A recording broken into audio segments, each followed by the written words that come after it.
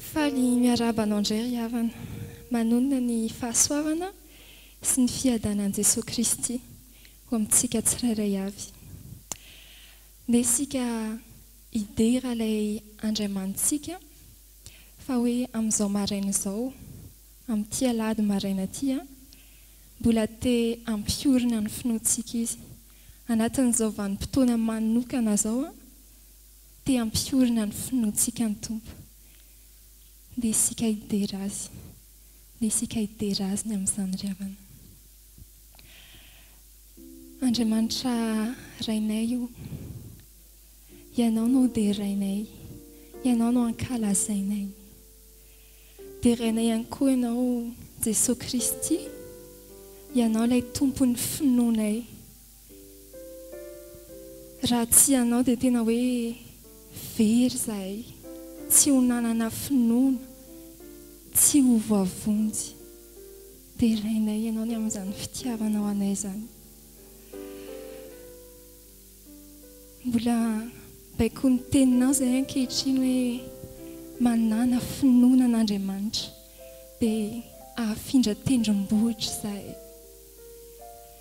Sady mampahery anay Tompo no mampandiny tenanay izany teninao izany.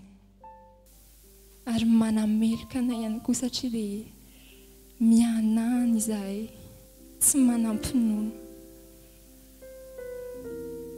Mbola isaoranay ianao izao maraina izao fotoana omenao anay indray ary mangataka aminao izay omeo finoana tsy mianana. Te hamindra ny tendrombohitry ny avina avo-po aty anatinay izahay. Te hamindra ny tendrombohitry ny fitiavan-tenanay, ny tendrombohitry ny fiheveran-tena ho zavatra. Omeo finoana izahay ary finoana mahafindra tendrombohitra ray malalo. Tena hoe mahatsiaro sambatra izahay manana anao, manana anao Jesosy Kristy, tompon'ny finoanay. Omeo anay finoana tsy mianana ray malalo mba ahasambatra anay izany, ho voninay trao ary tena hoe tsy finoana ompona fa finoana avonjy anay ary ny ezaka tanteranay tena hoe ankasitrahanao hitondra fifaliana any an-danitra. Izany no atakay aminao. Vonjeo amin'ny tsy finoana izay amin'ny finoana mianana. Sambatra izay afaka manonona an'izany vavaka izany eto anatrehanao amin'izao maraina izao. Sambatra, sambatra, sambatra, nunyamira, sambatra, sambatra, sambatra, sambatra.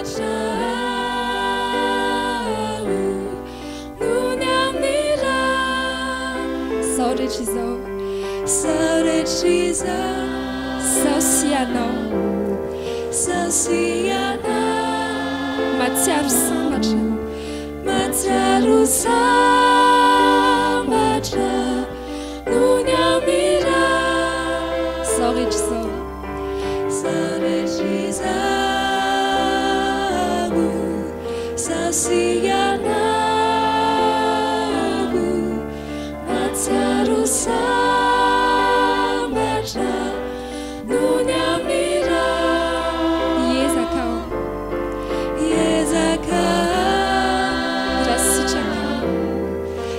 Sitraka, niasambatra anao, niasambatra anao,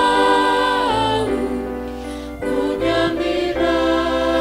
Ezaka, ezaka, rasitraka, rasitraka, niasambatra anao, niasambatra anao, sambatra, nony amira. La la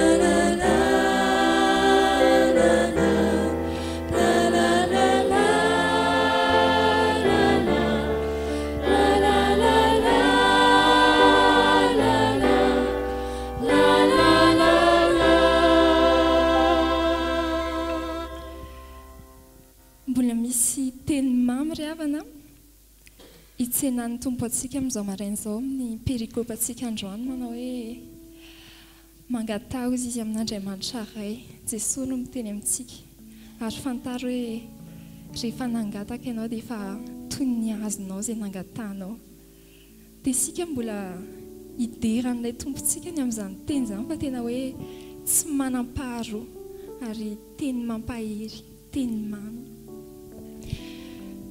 Misaotra anao Jesosy Kristy mbola mampatsiahanay amin'izao maraina izao hoe na inona angatahanay aminao dia toy ny efa azonay izany. Tena hoe mampahery izany entinay mamakivaky ny fiainanay, entinay miatrika izay fahoriana, fisedrana. Nefa Tompo mianjaanja eo anatrehanao ny tsy finoanay avoty amin'izany izay. Fa tena mbola hoe derainay ianao ny amin'ny fitiavanao anay, ny amin'ny ampatsiahivanao anay izany teny izany. Omeo anay Jesosy Kristy ny angataka araka ny sitraponao, hivavaka ka tsy hanana. Omeo anay ny angataka amin'ny anaranao, ilay anarana izay efa nahazonay famonjena. Izany Tompo ny atakay aminao. Omeo anay ny atoky sy ino fa izay rehetra angatahanay na inona dia toy ny efa azonay izany. Deraina ianao Jesosy, deraina ianao. Dia omeo anay ny atoky ny teny, fa omeo anay koa Tompo ny atoky ny fitantananao eo am-piandrasana an'izany valim-bavaka izany. Omeo anay ny atoky anao hifikitra ka tsy hiala aminao, tsy hanana fisalasalana, tsy hiemotra, fa tena hoe mahatoky anao, mahatoky ny teninao. Derainay ianao Jesosy, derainay ianao ilay Andriamanitray, ilay mpamaly vavaka, ilay mihaino ny atakay sy ny hitahitanay.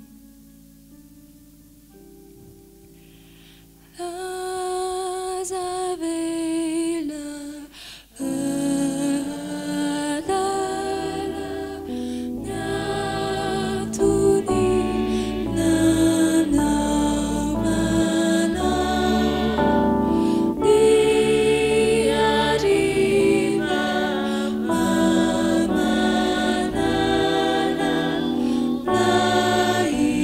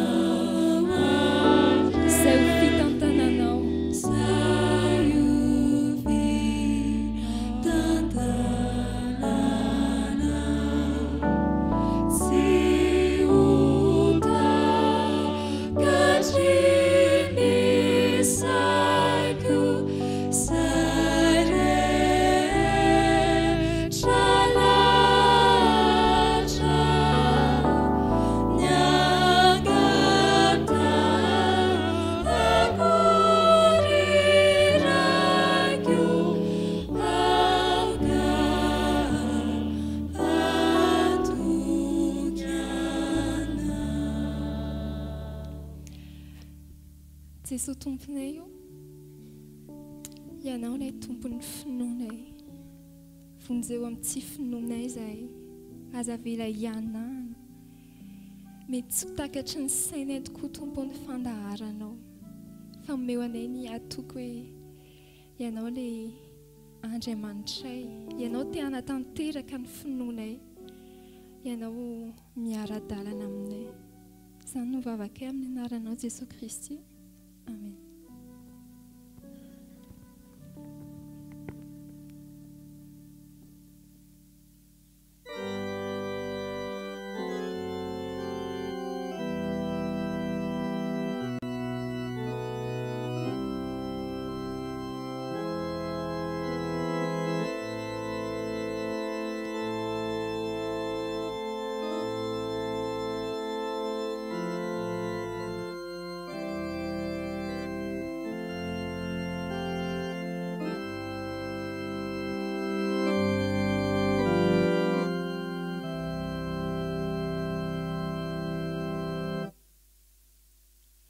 Faly mifanatry tava amintsika rehetra ry havana, ary faly ihany koa miarabantsika rehetra amin'ny anaran'i Jesosy Kristy Tompo, na tratra izao alahady voalohany manaraka ny Trinité izao.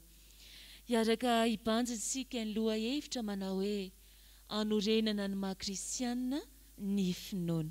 Andeha arisika ry havana, iaraka hiventy ny hiran'ny jôbily, iaraka hitsangana isika.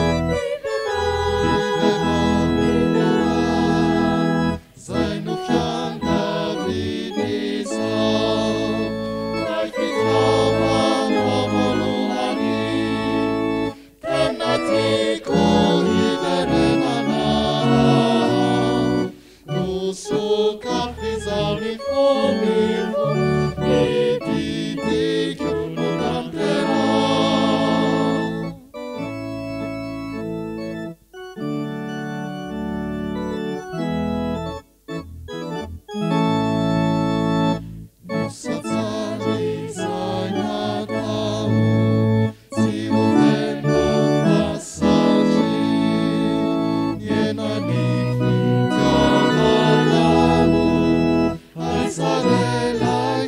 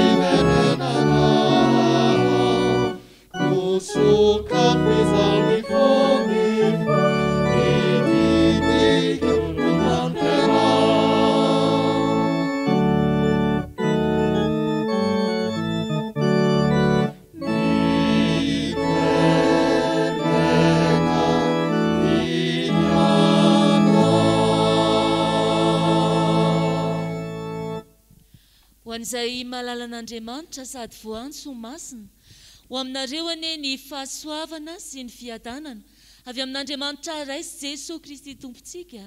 Amen. Ho fisaorana sy ho fiderana ny anaran'Andriamanitra dia andeha ho iraintsika ny salamo 910 hitantsika ao amin'ny hira fanampiny 7:10.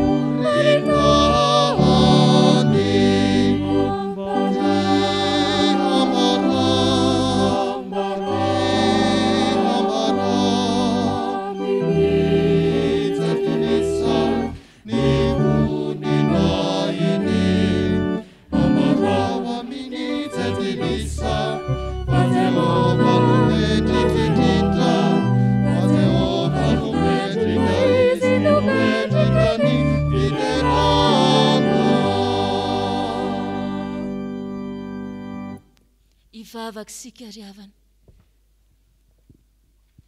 tianay Andriamanitra ny laza ombenombeny ny atsaranao ary hira ihany koa ny fahatsaranao sy ny fahalebiazanao eto amin'ity zao tontolo zao izay nametrahanao anay ity. Ankehitriny izay dia manakoako aty am-ponay ny fitiavana na ny fiderananao Andriamanitra. Fa endre tsapanay ary ainanay zany fahasoavanao mandrakotra ny fiainanay tsirairay avy zany. Tompo malalo, lehibe ianao ka mendrika ny hoteraina indrindra. Tsy takatry ny fisainanay amin'ny maha-olombelonanay ny fahalebiazanao, ny herinao, ary izany indrindra ary no hikohizany fahavalonao anao.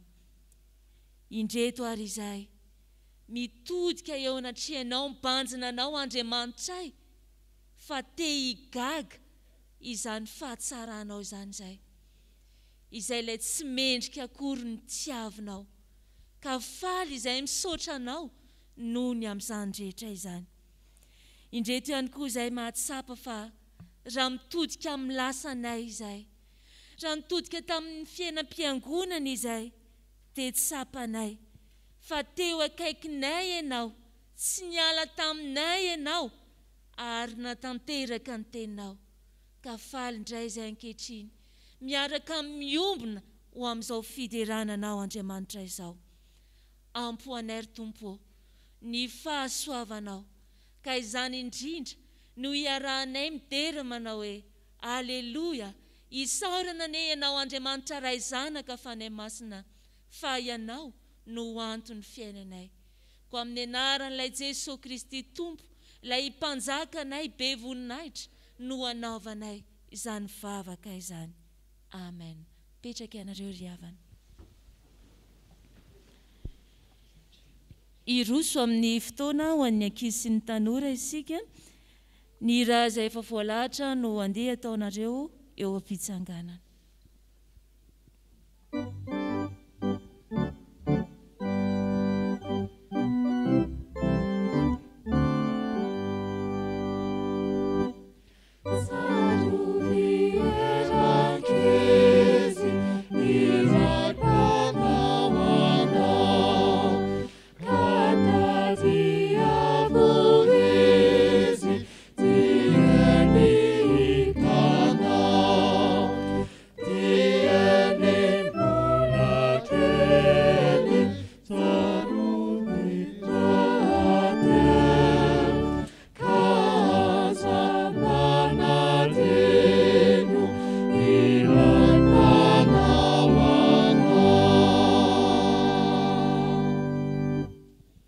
Vavaka isika ry Andriamanitra rainay izay ny an-danitro, misaotra anao mandraka hariva izahay fa ianao dia mampiseho ny fitiavanao aminay na dia mpanota ary izahay. Misaotra ny amin'ity fotoana ity izay ahafahanay mianoka ny atsara ny teninao ka ampitanao afatra aminay ankizy sy ny tanora. Fanay masino momba ny teny izay holazaina aminay. Amin'ny anaran'i Jesosy Tompo. Amen. Petraka ianareo ankizy tanora. Andeha ny angalatsika afatra amin'ity andron'io ity ny epistily ho an'ny Galatianina toko 2, ny 20 tapany voalohany. Galatianina toko 2, ny 20 tapany voalohany.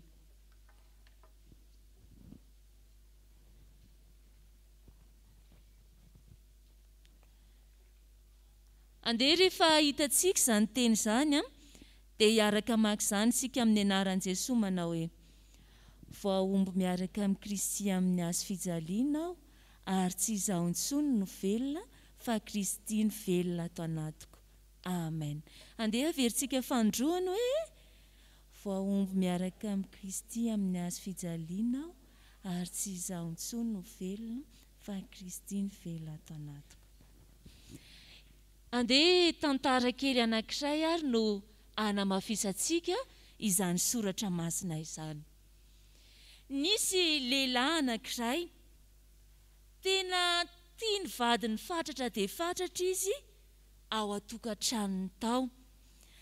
Mitady izay fomba rehetra izy ahasambatra ny vadiny ka isan'andro dia tsy sasatra izy maneho fitiavana ilay vadiny. Isaky ny avy miasa izy dia tsy maintsy mitondra fanomezana hozaraina amin'ny vadiny foana. Feno sy timombana ary ampy dia ampy ny zavatra rehetra ao an-tokantranony izy mivady. Raha matoa vadiny kosa etsy ankilany dia faly sy ketraka ery noho ny ahatsapany izany fitiavany vadiny azy izany, noho ny ahatsara-panahiny izay hitantaratra teo amin'ilay vadiny.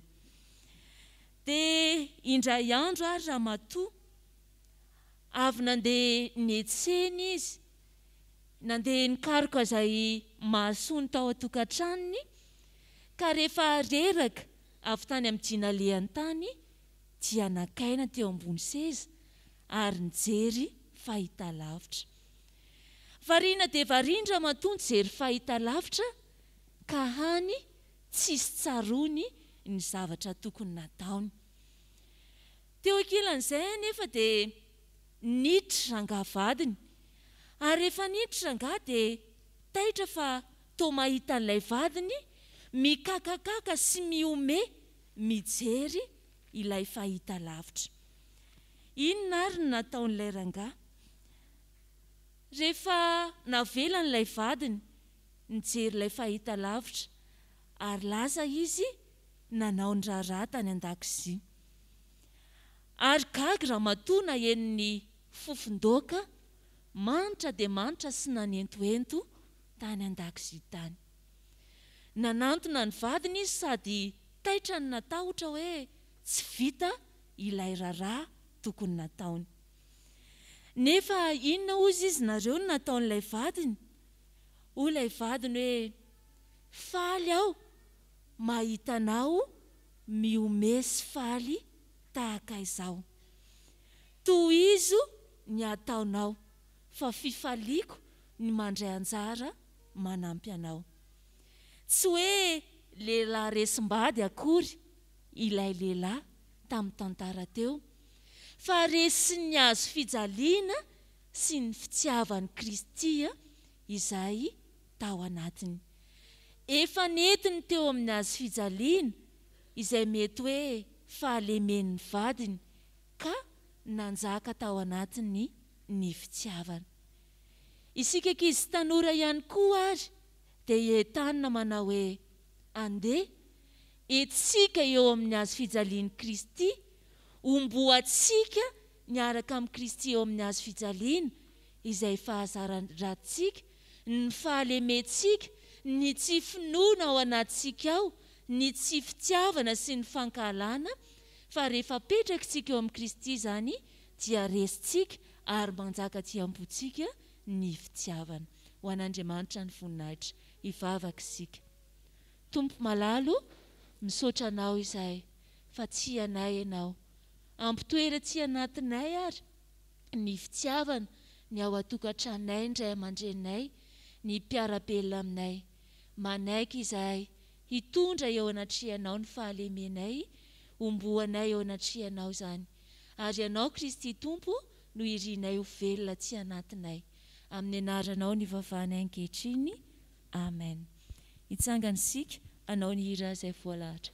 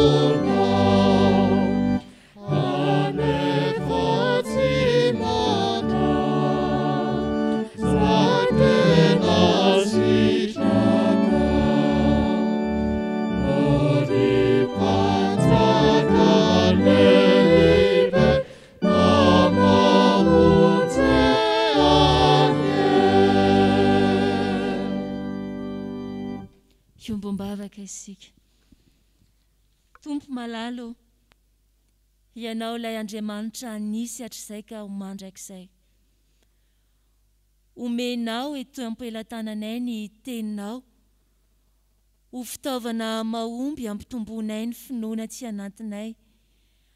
Ary ilay teninao no tianao hanehoana ny asa-pamonjena efa vita ho anay tsirairay avy.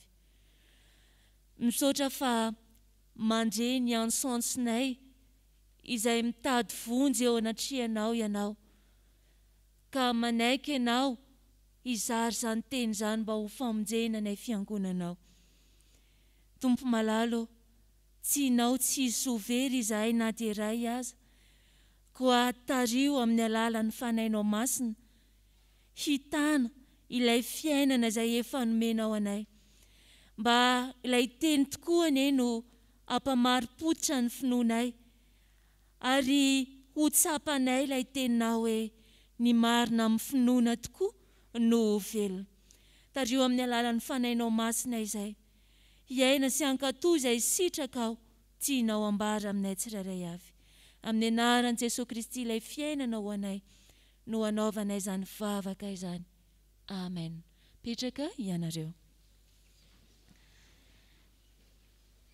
Hiaraka amaky sy ny teny soratra masina isika ao amin'ny fanekena taloha, bokin'ny Genesis. Genesis 17, 1 ka hatramin'ny 15. Genesis 17, 1 ka hatramin'ny 15.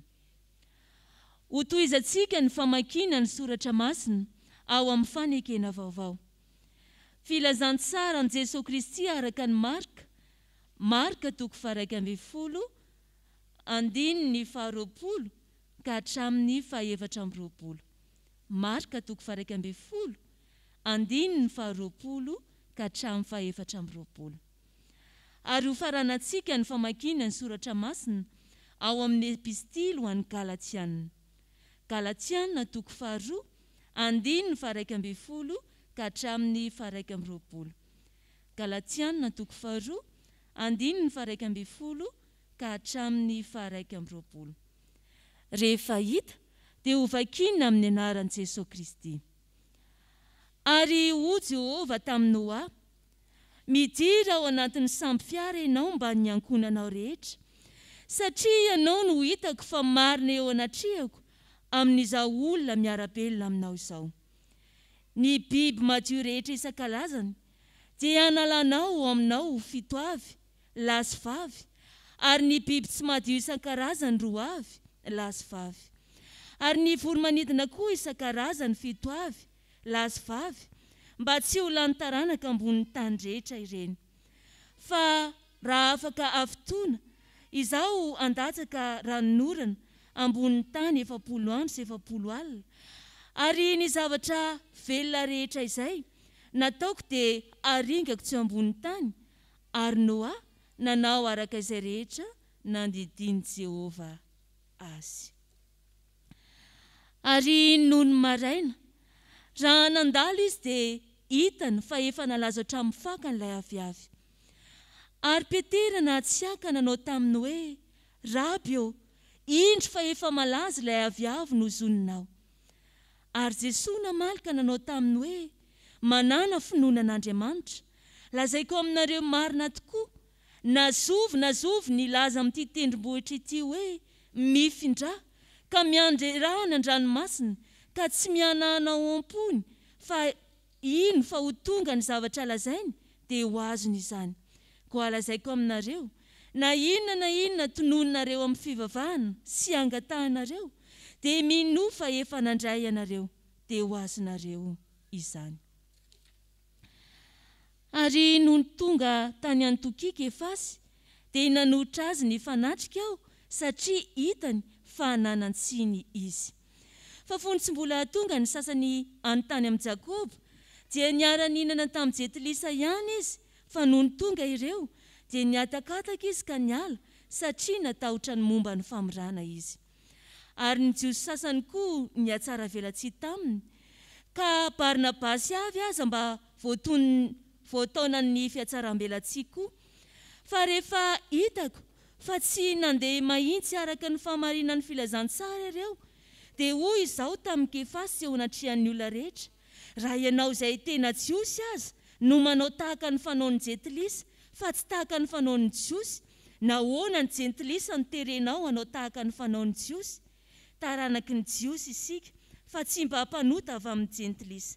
Nefa noho ny fantatsika fa tsy hamarinina amin'ny asan'ny lalàna ny olona, fa amin'ny finoanan'i Jesosy Kristy, dia nino an' Jesosy Kristy Jesosy koa isika mba ho hamarinina amin'ny finoana ny Kristy fa tsy amin'ny asany lalàna, satria tsy misy nofo ho hamarinina amin'ny asany lalàna. Fa raha nitady ho hamarinina ao amin'ny Kristy isika, nefa ny tenantsika no hita fa mpanota, moa mpanompo ny ota va Kristy? Sanatria izany. Fa raha ny zavatra efa noravako no hatsangako indray, dia mampiseho ny tenako fa diso aho. Fa raha izao, dia tamin'ny lalàna no nahafatesako ny amin'ny lalàna mba ho velona ho an'Andriamanitra aho. Vao omby miaraka amin'ny Kristy amin'ny hazo fijaliana aho. Ary tsy izaho intsony no velona, fa Kristy ny velona ato anatiko. Fa izay ivelomako ankehitriny eo amin'ny nofo, dia ivelomako amin'ny finoana ny zanak'Andriamanitra, izay efa tsy hiaka nanolotra ny tenany hamonjy ahy. Tsy mahafoana ny fahasoavan'Andriamanitra aho, fa raha avy tamin'ny lalàna ny fahamarinana dia maty foana Kristy. Amen.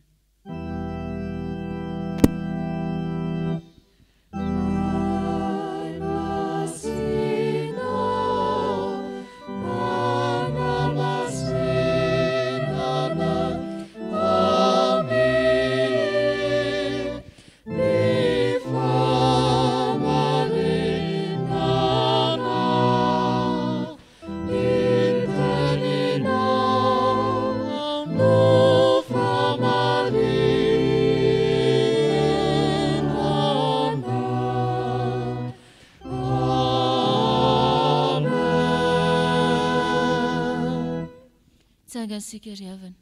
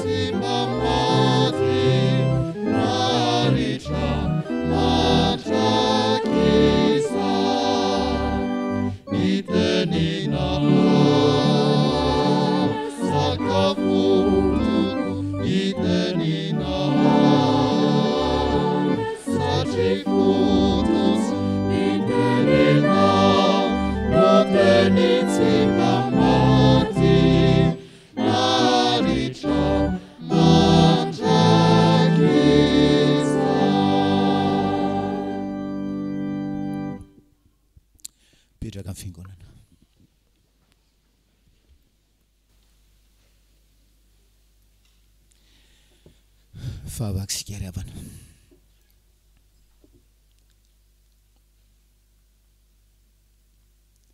Amin'ny fo feno hafaliana ray malalo no hitoerany ato tranonao amin'izao marain'izao, satria fantatray fa miandry anay ianao, te hiona aminay ianao, fahasoavana no anton'izany. Sotra koa ny amin'ny hafatra ao any fiangonana amin'izao marain'izao amin'ity volana ity hoe manana finoana mpamonjy eo amindreo fo zahay, ampio zahay hanana finoana, ampio zahay hanana finoana. Ny anaran'i Jesosy no naovana izany vavaka izany. Amen. Marka 1:20. Marka 1:20.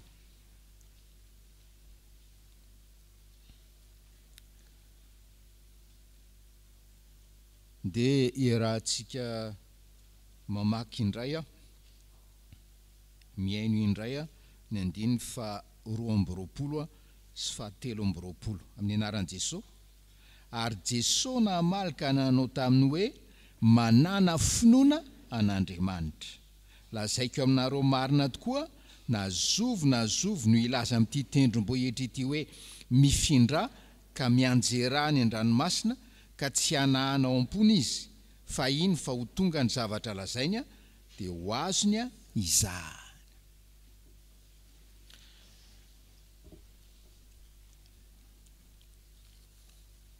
Raha fitinina ry havana,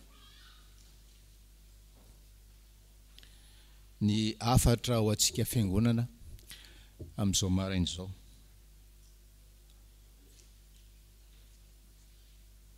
Raha mandresika izany tenin' Jesosy hoe manana finoana, soa fa Jesosy no miteny an'izany ry havana hoe manana finoana, fa tsy pastera na olona hoe manana finoana. Ary ny mpianatra 12 no ilazany hoe manana finoana. Sika fiangonana no itenenany amin'izao maraina izao hoe manana finoana. Raha fitinina ny afatra ry havana dia azo fitiana tahaka izao hoe aoka ianao ho mpanjera tendrombohitra. Aoka ianao ho mpanjera tendrombohitra.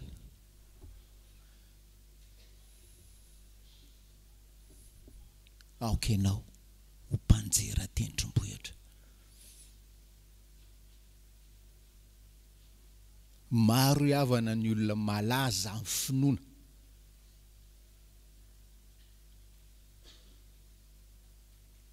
Nefa nizaniza tsaronao. Tsy misy olona hoe fantatra na tadito hoe nanjera tendrombohitra zany. Nanjera tendrombohitra ara-batana. Ary Jesosy izay miteny an'izany ara, rehefa dinihainao ny fiainany, tsy nanjera tendrombohitra izy. Finona ary ny tiany holazaina amin'izao maraina izao, rehefa afarantsika manana finoana, aoka ianao ho mpanjera tendrombohitra. Famarinana voalohany dia izao: ny olona te ho mpanjera tendrombohitra ry havana dia tsy te ho aviavin'ny Betania. Tsy te ho aviavin'ny Betania. Izay ny famarinana voalohany. Aoka ianao tsy ho aviavin'ny Betania. Inona ilay hoe aviavin'ny Betania ry havana? Aviavy tao a Betania, mandravona be, dia natonin' Jesosy, savainy, tady vo Jesosy, dia tsy nahita vo. Aza misy mihinana voa amin'ity aviavy ity intsony, no zoniny ilay aviavy. Toy sisy Petera no marainy hoe malazo le aviavy. Zay le aviavin'ny Betania ry havana. Mandravona. Ary maro ny kristianina hoe aviavin'ny Betania, fa tsy mamoa vo.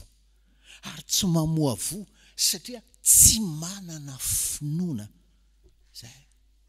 Mandravona be izy. Miasa be izy. Zay le mandravona be.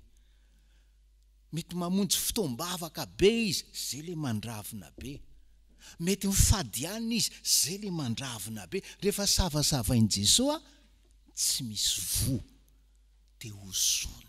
Misy pastera, misy mpiandry, misy dekona aviavin'ny Betania.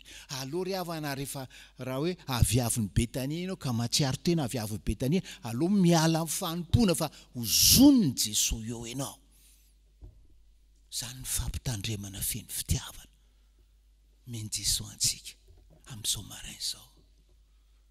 Aoka ianao mpanjera tendrombohitra, ary asa mety hoe ho aviavin'ny Betania. Fa manana finoana. Zay ahafahanao miteny amin'ny tendrombohitra hoe mifindra ka mianjera any anaty ranomasina. tsy tiany Jesosy ho avy ny Betania isika dia tao misika an'io maraina hiatrika an'izany tendrombohitra izay tiany Jesosy hoe afindra antsika ka azera antsika any an-dranomasina zany. Tendrombohitra tsy hoe esorina vetivety zao maraina izao mandritra ny fotoanany toriteny, fa tena hoe afindra dia azera any anaty ranomasina toy ny tsy verina. Intsony izay ilay hoe azera any anaty ranomasina ry havana. Ary rehefa mamaky ny tenin'i Jesosy itsika, rehefa miteny izy eo amin'ny 9:17 hoe lazaiko aminareo marina dia marina tokoa, na zovo no ilaza amin'ity tendrombohitra ity hoe mifindra ka mianjera any an-dranomasina ka tsy hanahanao am-pony izy, fa ino fa ho tonga ny zavatra lazaina dia ho azony zany. Inona le tendrombohitry ny tsy finoana ry havanao. Confronté an' Jesosy sika zao maraina zao amin'ny tendrombohitry ny tsy finoantsika fiangonana, ary malahelo ny fonony raitsika mahita zany tsy finoantsika zany, fa mamindra fo izy dia miteny amintsika izy, tsy tiako avy tsy amin'ny zanako zany, tsy tiako avy tsy zanako avy ny Betania zany. Ary azoko manova azy dia confronteko izy, tomboko izy amin'izao maraina izao hitoetra eo anatrehan'izany tendrombohitra tiako azerany any an-dranomasina zany, dia ny tendrombohitry ny tsy finoana.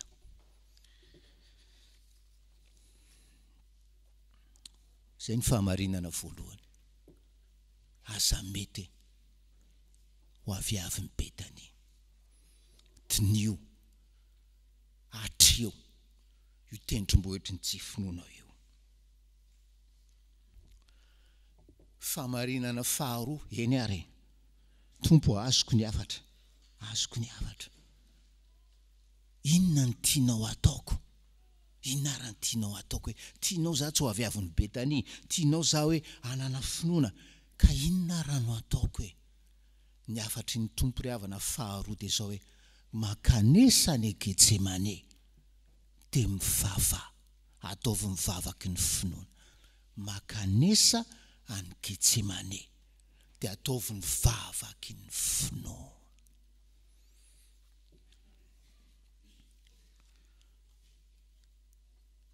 Iny zany makany Getsemane zany ka manao vavaky ny finoana?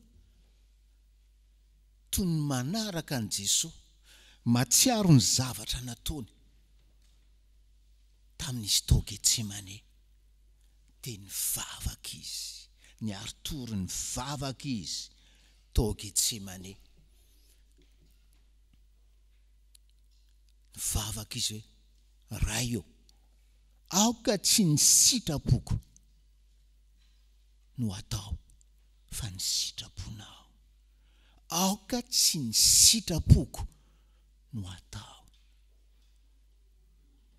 fa ny sitraponao. Ny olona ry havana izay tsy te ho avy ny Betania, ny olona izay te hanana finoana, manjera tendrombohitry ny tsy finoana, dia makany Getsemane izy, satria kivy amin'ny tenany izy, torotoro ny fony, mahita ny fahantra ny ara-panahy, mahita ny tendrombohitry ny tsy finoana io, torotoro ny fanahy, tena kivy. Tompo Jesosy apetraka eo am-pelatananao tanteraka, manomboko zao ny rehetrarehetra momba, apetraka eo am-pelatananao e. Zany ny vavaky ny olona te anjera tendrombohitra ry havanao. Fa raha tsy esorinao io tendrombohitra io, tsisy fanahy masina hiasa ao amin'ny fiainanao. Fanahy masina dia fanahy fitiavana, tsy hahen'ny fitiavana ianao ary tsy hity ianao. Fanahy masina fanahy famindram-po, tsy hahen'ny famindram-pon'Andriamanitra ianao ary tsy ho mpamindra fo ianao,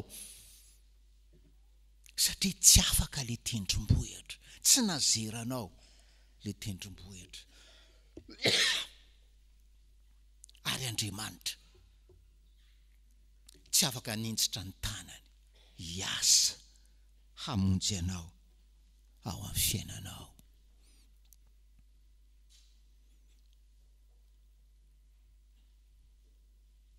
Fa le vavaka dia hoe aoka tsy ny sitrapoko intsony ny atao amin'ny fiainako, fa ny sitraponao. Tiako alamina ny fiainako, tiako apetrako empelantananao ny fiainako. Ampio a Jesosy, ampio a.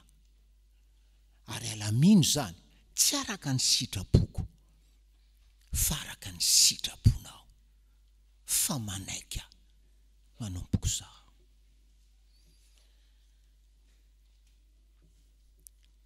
Aoka tsy ho aviavin'ny Betania, fa zerao io tendrombohitry ny tsy finoana io. Dia faharoa, makanesa ary ao Getsemane, dia manaova mivavaky ny finoana. Teneny Jesosy hoe, manompoka an'io, aoka tsy ny sitrapoko intsony, fa ny sitraponao no atao. Ary ny zavatra rehetra tianao atao, ataovy ao amin'ny fiainako, ary fais-le à ta façon. Amin'izay fomba itiavanao azy. Famarinana fahatelo ry havana dia izao. Andraso amin'izay ny valim-bavaka. Andraso amin'izay ny valim-bavaka. Fa izao no lazaina antsika. Mety tsy ho zakantsika le valim-bavaka. Satria tsy fanaraka amin'izay mety eritreritrintsika sy ampozintsika le valim-bavaka. Inona ny valim-bavaka? Azon'ny olona te hanjera tendrombohitry ny tsy finoana, ka manao Getsemane manao vavaka ny finoana. Valim-bavaka tompoko dia fahoriana. Fahoriana.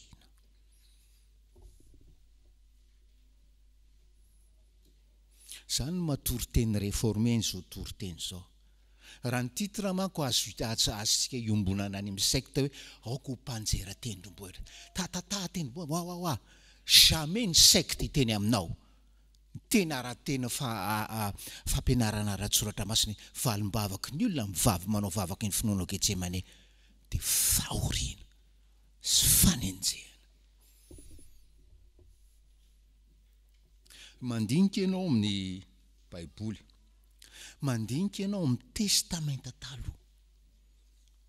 Reo olo malaza ny finoana, reo mpaminany rehetra reo, izay ny vavaka mba hoe anana fanambarana lehibebe kokoa momba n'Andriamanitra sy ny fon'Andriamanitra, nahazo valim-bavaka izy, fahoriana sy fanenjehana.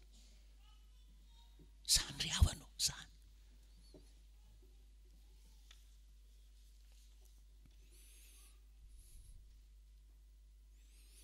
Ary Paoly apôstôly, rehefa nikasihan'i Jesosy ny finoany, rehefa nikasihan'i Jesosy ny finoany ny fon'ny Paoly apôstôly, dia zao ny teneniny. Eny, mba ho fantatro izy sy ny herin'ny fitsanganany tamin'ny maty, ary ny fiombonana amin'ny fijaliana. Sika fiangonana samy mivavaka hoe mba ho fantatro Jesosy zany herin'ny fitsangananao tamin'ny maty zany, hoe enao velona tao anatiko, Galaty 2:20, mba tena hoe le Kristy nitsangana tamin'ny maty ho velona tamiko. Fa tsy vavaka sika, satria mbola sakana le tendrombohitra le tsy finoana ry havana. Tsy vavaka tsika hoe ampiombony amin'ny fijalianao, ampiombony amin'ny fahorianao. Fa ny biografia ny Paoly apôstôly, ny tantaram-piainany Paoly apôstôly dia fahoriana miampy fahoriana, fizahan-toetra miampy fizahan-toetra, fanenjehana miampy fanenjehana. Zay le valim-bavaka zay. Zay le valim-bavaka ry havana. Fa rehefa tsy mahazo n'izay valim-bavaka izay ianao, rehefa tsy mahazo valim-bavaka ohatran'izany ianao, dia mbola nenefitra ianao. Ara-panariavana malala, mbola nenefitra ianao. Any amin'ny désert spirituel ianao.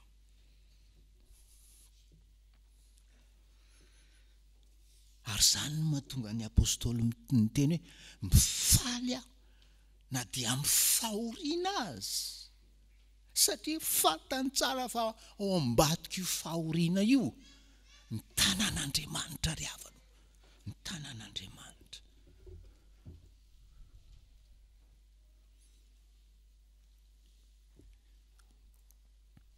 Rehefa misy olona mifankatia, rehefa misy olona mifankatia, na lahy na vavy, samy miteny hoe, samy mahateny hoe tu es tout pour moi, tu es tout pour moi. Dia hozy izy Andriamanitra, hozy izy Jesosy, si je ne te fais pas passer par cette souffrance, je ne serai jamais tout pour toi. Tsy maintsy ampandaloviko amin'izao ianao e, tsy maintsy hanamboarana anao.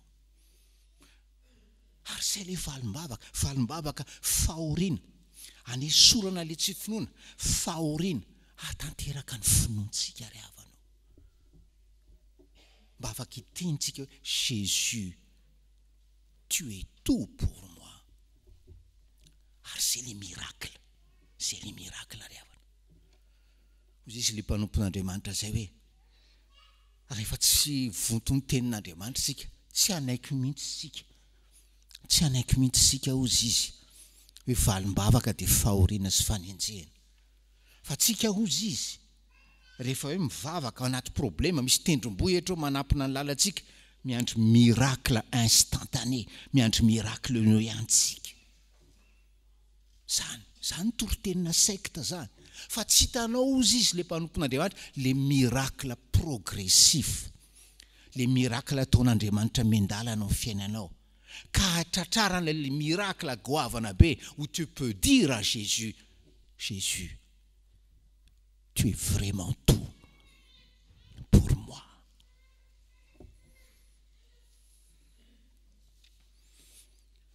Teny mpanompony entsika hoe tady famantarana, tady famantarana, tady famantarana. Ry havanao, aza mitady famantarana ianao. Rehefa mivavaka ianao tao Getsemane, mivavaka tao Getsemane, io fahoriana ampandalovin'Andriamanitra anao io le valim-bavaka.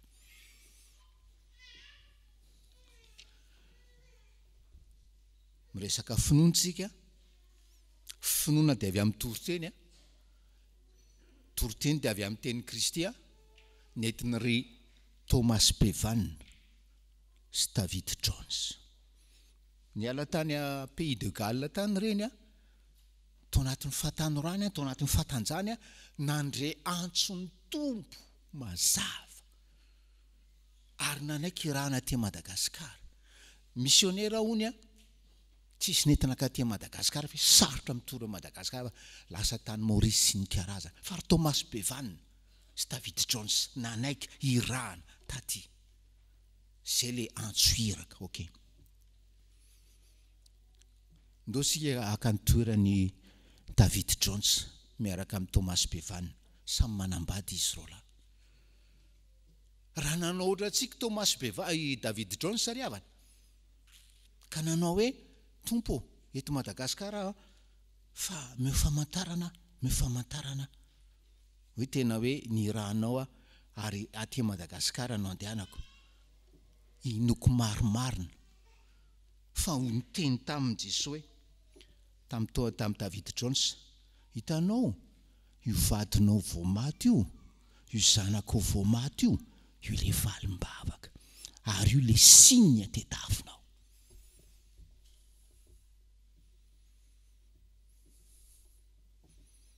Hay, tompo, me famantarana hafa indray ary aho. Herinandro vitsivitsy taoriana zay, meny tompo famantarana izy. maty ny zanako Tomasy Bevanina. Maty ny zanako Tomasy Bevanina.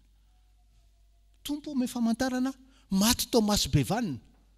Tompo ome famantarana maty ny vadiny Tomasy Bevanina. Aza mitaty famantarana ianao fa rehefa mivavaka tao Getsemane ianao, io fahoriana ampandalovin'ny tompo anao, io ny valim-bavaka. Ary zany mahatonga amin'ny Paoly teny hoe mifaly ana dia amin'ny fahoriana aza, satria fantatro fa Kristy no ambadika izany. Ary raha maka ny toerany David Jones teo tsika ry havana, zavatra ny soratan'Andriamanitra, soratany fanamasina tao am-pony David Jones dia hoe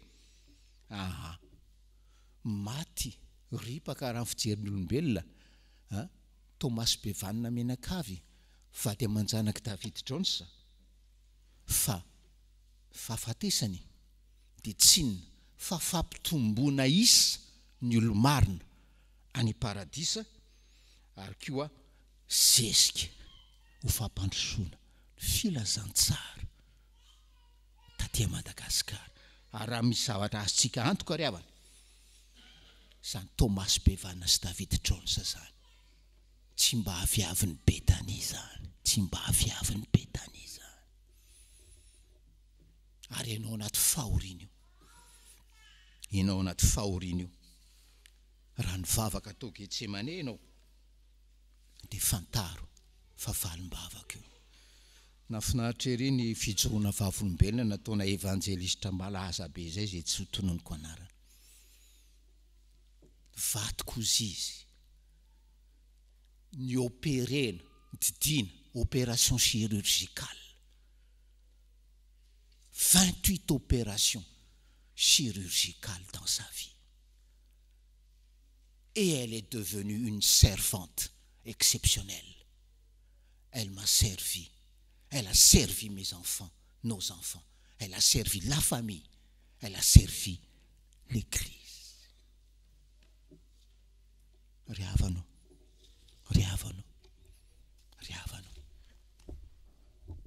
manana finoana manjera tendrombohitra any an-dranomasina ho aminao fahasoavan'ny tompo, ho an'Andriamanitra ny voninahitra. Amen.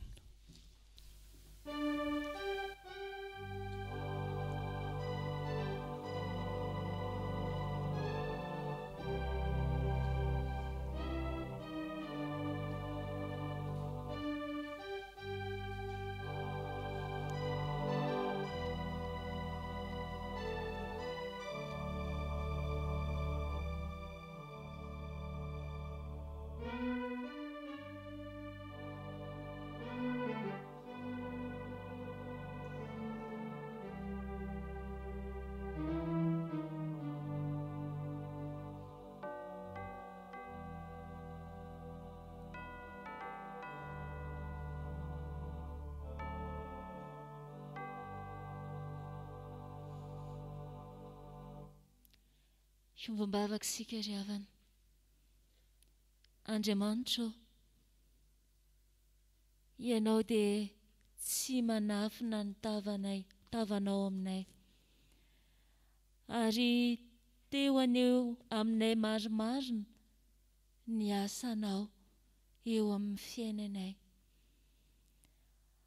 Ary ao anatin'izany fiarahanay aminao izany dia misy zavatra takianao aminay tsirairay avy, dia mba anananay finoana manjera tendrombohitra. Misaotra izay Andriamanitra fa izany sitraponao izany dia tsy mba hafeninao aminay, fa tianao ny anananay fanampahan-kevitra, tsy tomoemem-pona, fa tena ndray fanampahan-kevitra ny amin'ny fiarahanay aminao, ny amin'ny fanomponay, indrindra ny amin'ny fiainam-pinoanay ity. Tompo, fantatray fa mampalahelo anao Andriamanitra arainay, ny mijery anay, ao anatin'ny fahavarianana. Ny mijery anay toa mandrobona fotsiny tsy atambokatra. Androany no ny asan'ny fanainao masina tsy anatinay. Dia maneho izay fa vonina izay tsy anao tahaka ny aviavy ny Betania. Fa aneo kosa ny vokatry ny finoana tsy anatinay sy ny asan'izany finoana izany. Saotra Andriamanitra fa ianao ilay tomponay dia mampandalo anay zavatra maro samihafa eo amin'ny fiainanay. Misaotra noho ny amin'ny teninao izay mitarika anay hibanjina ny nataon'i Jesosy Kristy tao Getsemane ka nananany izany fiainam-bavaka izany hiatrehina ny fiainana sy ny hoavy rehetra. Indreto izay zandrinao Tompo, vonina akany Getsemane hitondra ny aminay, hivavaka eo anatrehanao Andriamanitra rainay. Eny, fa na dia misy aza ny valim-bavaka izay fahoriana no atsapanay izany, dia ekenay Tompo, hifalianay ny fitondranao satria anao ilay efa napetrakay olohany ny fiainanay ary tompony izany finoana izany sy mpanefa izany. Tompo malalo, ianao ankehitriny no antoninay tsirairay avy, satria fantatray fa ray mpamindra fo ianao, te hanome fiainana ho anay tsirairay avy ianao.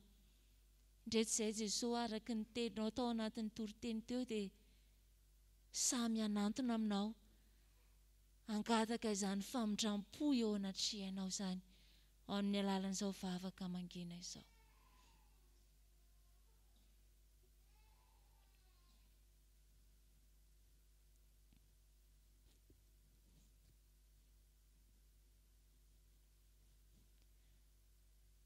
Ry Tompo malalo, fantatraony aminay rehetra, hifonanay ny fimenomenoananay tao anatin'ny fitondranao, hifonanay aminao ny nampahaleilovanao anay, ny tsirambina nataonay tamin'ny fanompoana ka tsy nahitana vo mendrika izany fitiavanao izany. Hifonanay aminao Tompo ny tsy nandiananay arak'izay fitondranao, hifonanay eo anatrehanao ny fitadiavanay famantarana fatratra ny amin'izay valim-bavaka tianay ho hita eo amin'ny fiainanay. Fantatray Tompo fa miainonay ianao ary vonina ny amelanay tsirairay avy, ka henonay ankehitriny ilay feonao izay miteny hoe tsy anay ianao. Ko amin'ny anaran'i Jesosy Kristy ilay mpanasanay, ilay mahadio ny fonay sy ny fiainanay no hanaovanay izany vavaka izany. Amen.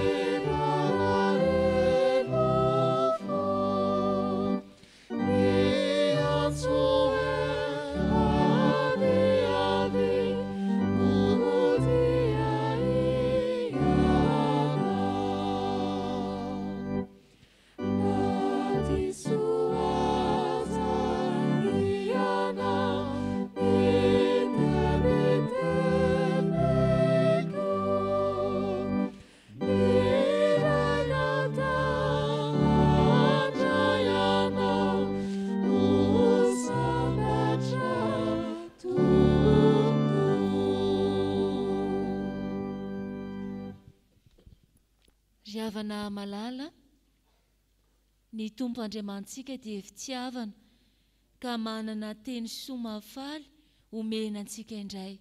Mitsangana ary andraizany teny famelan-keloka avy amin'ny Tompo izany.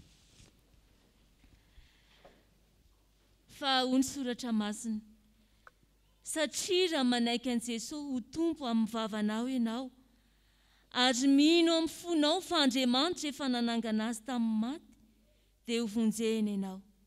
Fa amin'ny fo no inoana ahazoana famarinana, ary amin'ny vava no anekena ahazoana famonjena.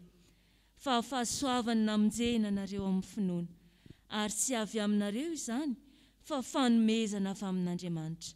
Matoky anaka, voavelany ilokao. Amen.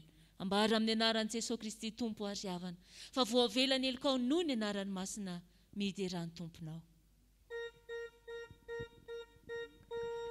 Sambatra ny olona izay, famela ny henony, sy voasarona ny fahotany.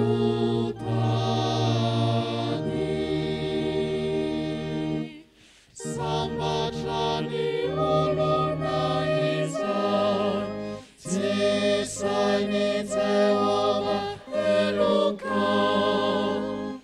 ary tsy misy fitaka ny fanahiny.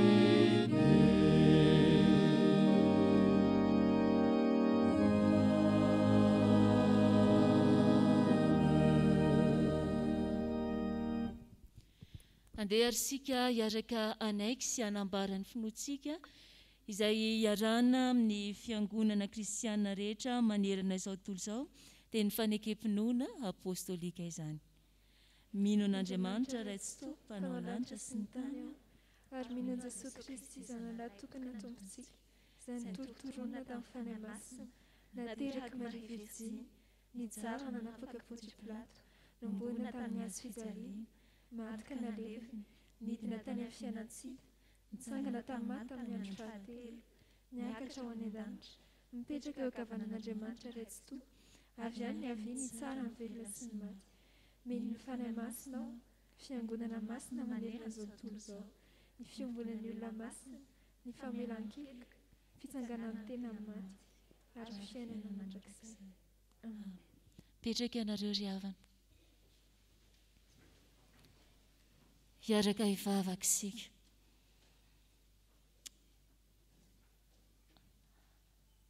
Andriamanitra rainay eo, misaotra fa ny fifankazaranay aminao dia mamboly finoana tsy anatinay ary mampitoetra anay tsy erikerika eo anatrihan'ny fiainana izay tiavinay.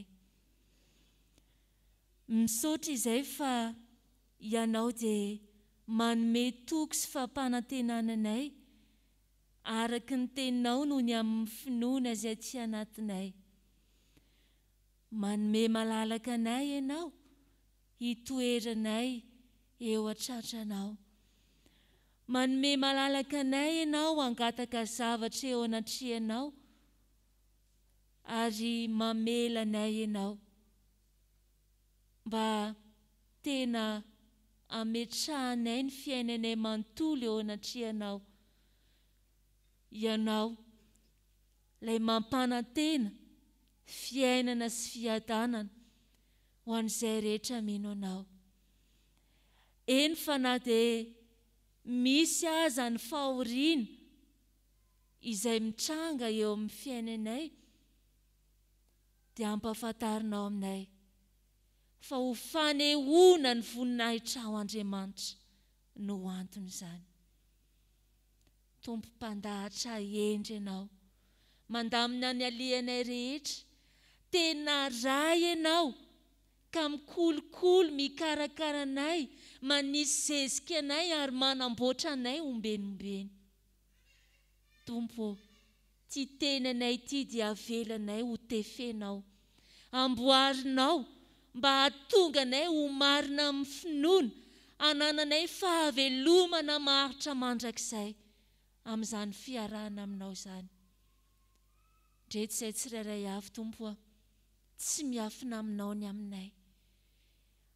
Ary fantatrao izay mety hoe fahaketrahana ty anatinay noho ny amin'ny vaninandro, noho ny fiatraikan'ny fiainana izay misy eo aminay amin'izao vaninandro izao.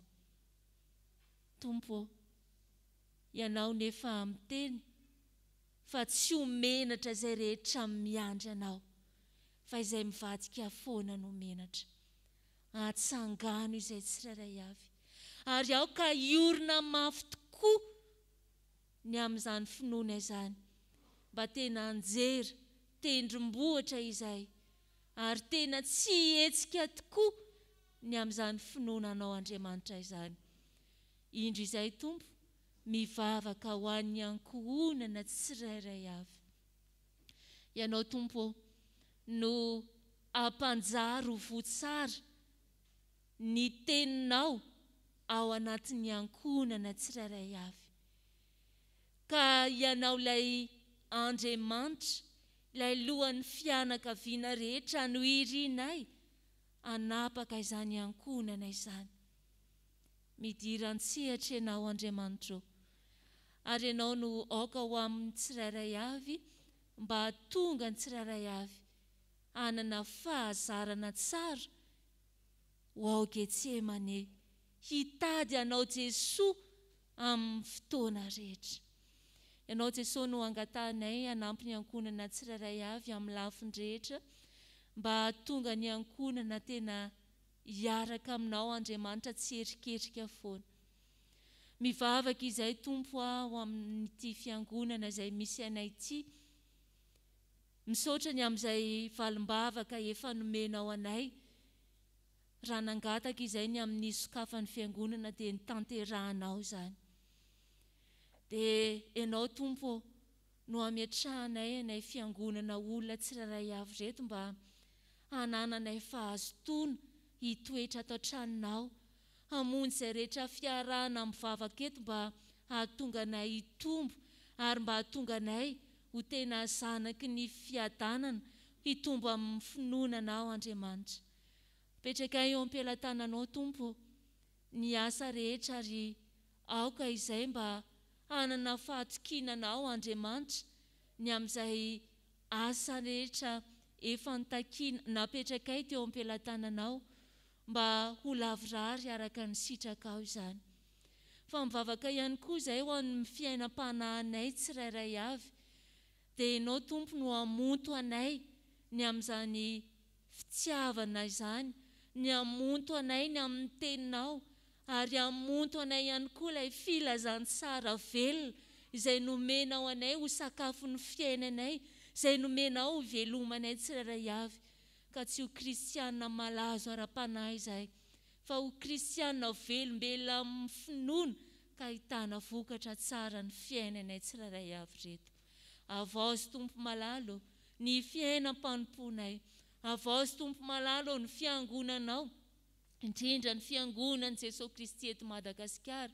Ianao no angatanay hanome fahendrena ireo mpitondra anay ao anatin'izany, ary handrotraka ny fanainao masina koa ahazon'izy ireo mitantana ny fiangonanao an-tsangany sy andavany. Petraka eo am-pelantananao sy antanay aminao Tompo ny fantanterahan'ny fivorian'ny mpiandraikitra foibe sy ny synôda lehibe izay ho tanterahan'ny fiangonana, mba hisiny ny fiavaozana sy ny filaminana indray.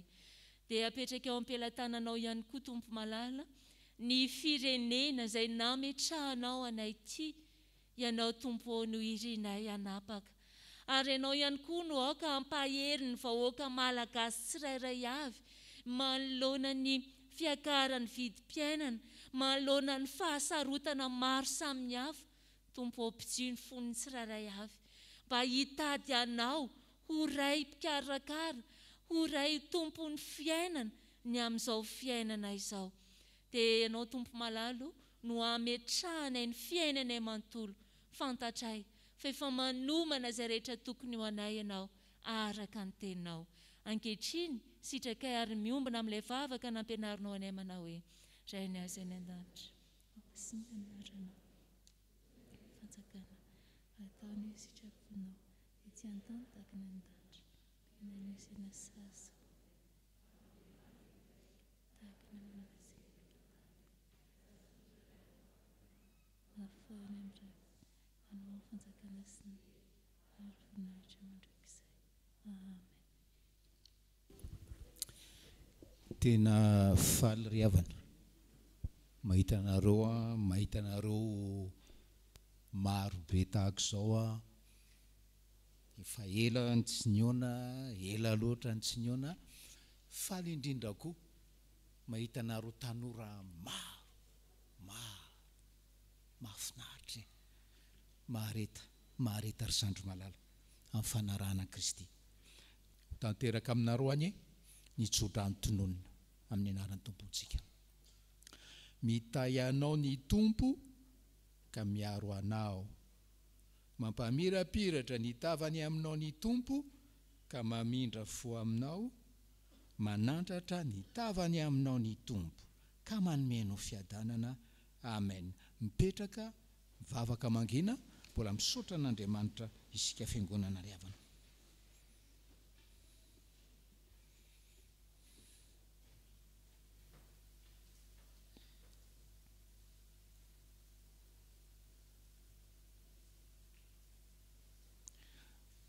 Ho an'Andriamanitra velona irery anie ny voninahitra.